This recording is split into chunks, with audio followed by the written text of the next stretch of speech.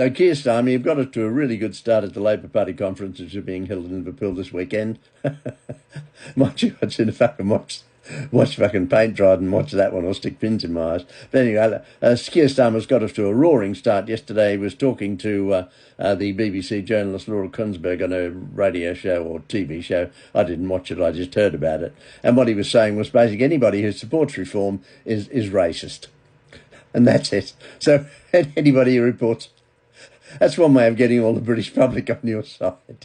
How to win friends and influence people. Obviously didn't go to a public relations firm about what his answer should be. Oh, he is so dumb. I mean, honestly, if his brains were dynamite, they wouldn't blow his fucking hat off. I mean, he's got to be the dumbest and the most unpopular leader in the history of the Labor Party, I think. And they've had a few, haven't they? My God. Anyway, the party conference is on. It'll be good for a laugh.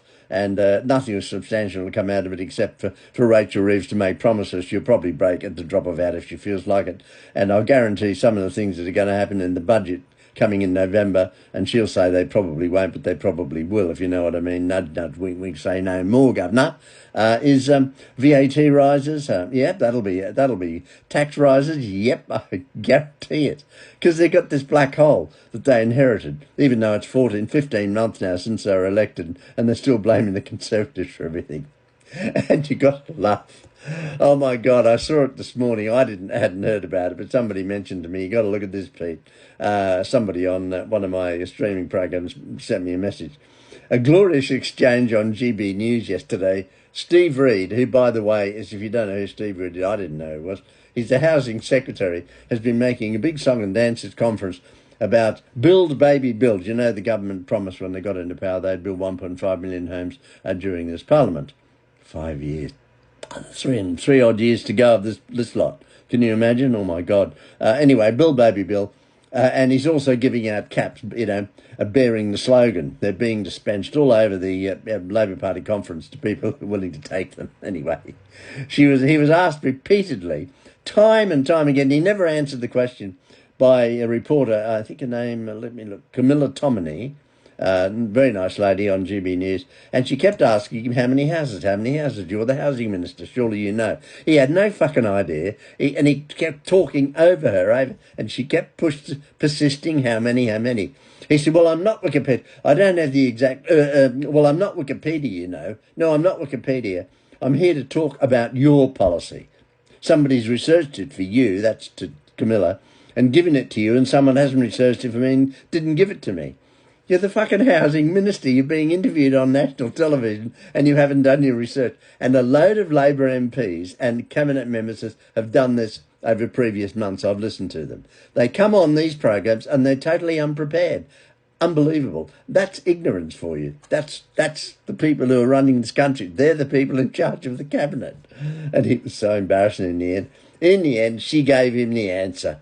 And he said, oh, well, that's because you'd researched it, and 117,390. So the 1.5 million homes that they promised are going to build is going to take another 14 years.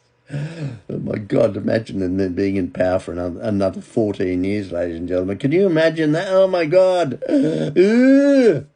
Well, I probably won't be around by then because it's my birthday tomorrow.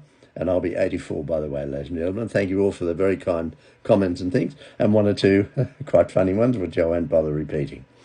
Anyway, the conference is on. It'll be good for a laugh, and it'll probably be televised, and anybody who wants to watch that. I personally was in the stick pins in my eyes, but there you go. It'll be out there, and all the headlines will be on streaming media, and you can listen to it, and it's better that way, okay? And you can listen to there's a couple of really good streaming talk shows out there, and a couple that aren't so good. Nick Ferrari made a very valid point the other day, and I thought it was excellent. He was talking about these lawyers, these judges, these people in the probation service who support this immigration and go out of their way to stop them being deported, even though some of them are dreadful people. Where are they coming from? Shame on them, he said, and I totally agree. Who are these bloody law firms that actually provide all this assistance? Obviously free of charge because they don't have any money. Or is it provided by the British taxpayer? That's a question, a very good question. And I thought Nick was spot on when he said it. And I am concerned about that. Are you concerned about it? We bloody should be. It is disgraceful. Some of the rulings by our magistrates and judges recently about some of these illegals, unbelievable crimes, and they've been let to stay in this country. Unbelievable. You know, these illegal immigrants who get everything free and they're getting taxis to the NHS and all their dental appointments. You try and get an NHS dentist. I mean, I haven't been able to get an NHS dentist for donkey. I can't remember. I don't think I've ever been to an NHS dentist because you can never get one. I pay privately, as most people have to, because dentistry, and they're rip-off merchants, by the way, charge an absolute fortune. A bit like veterinarians and dentists. They're the highway robbers of this century, you know, never mind the old highway robbers of the 17th century. But anyway, seriously, the cost is unbelievable, but they get it free. And you and I are paying for it. Yeah, you and I are paying for it, the British taxpayer, the people who pay their taxes. And I still pay my taxes, by the way, thank you very much. Okay, still paying it. Wouldn't you think they give you a break after come to an end of, say, 80, where you get your 25p increase in your pension? I know that's fucking ridiculous. Got it crossing the Atlantic. That because I'm going westbound now to the wonderful United States of America. There's been a terrible shooting on the weekend, and my heart goes out to all those poor souls. And this shooter, I don't know, but the number of shootings by random shootings across America this year is quite staggering. I worry about it. You know, I'm not an American. No, I don't live in America, and I know gun control, you can buy them anywhere, you know, with pretty minimal checks. And, you know, what is it, the right to carry arms and everything is the Second Amendment or something? Something's got to be done, surely, to my American car. What can be done?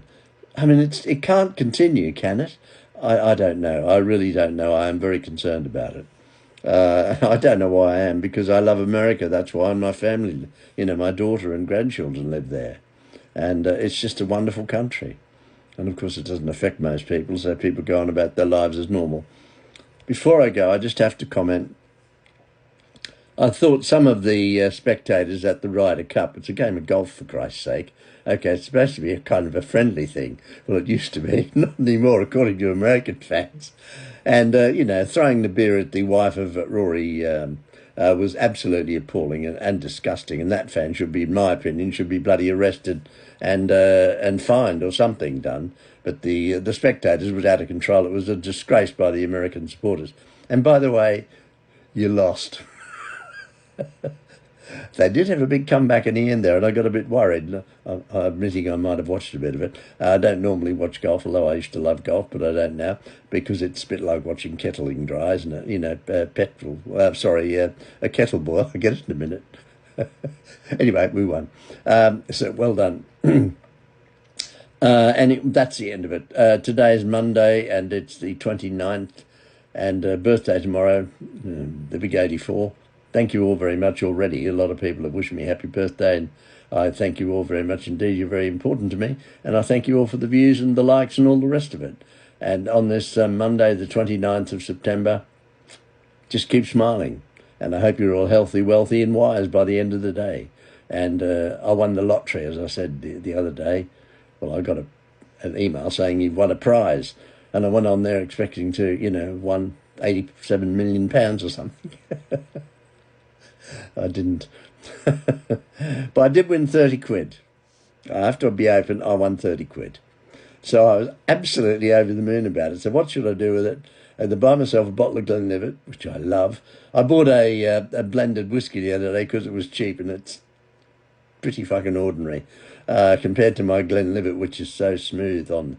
But I'm drinking the whiskey, but probably needs a mix with it. What's a good mix with whiskey? My dad used to use ginger ale.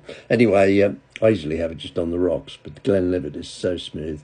I love you all. Thank you all. Take care of this Monday. Beautiful day here where I am in the UK.